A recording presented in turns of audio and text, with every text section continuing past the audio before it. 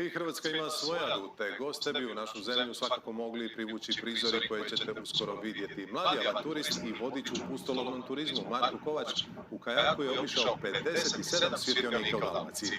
Veslao je od Istre i Kvarnera, Splita, sve do Palagruže. Da, bude malo frka.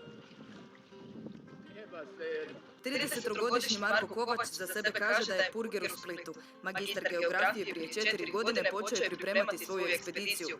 Cilj, veslajući u kajaku, obići sve svjetionike u Hrvatskoj izgrađene u 19. stoljeću. I evo me ljudi, svjetionik Stončica, 52 km od Splita, moj novi osobni rekord u jednom danu. Za nekih 7 sati i 15 minuta. U 70 dana odveslao je gotovo 2000 km. Sunce, kiša, vjetar, ništa ga nije moglo omesti. Spavao je u svjetionicima, apartmanima kod prijatelja.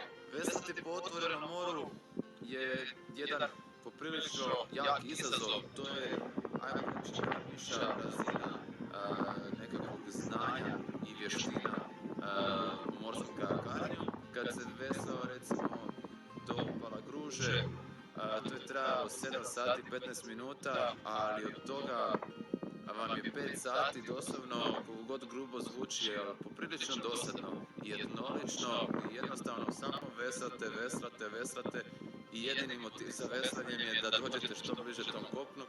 U kajaku kaže ima mjesta za sve, od šatora, odjeće i hrane do opreme za snimanje. Na ovaj način želi promovirati morsko kajakarenje kao i svjetionike kao kulturnu baštinu. I meni je najviše značilo kada bi došao na neku lanternu gdje je bio svjetioničar, to mi je bilo stvarno fantastično.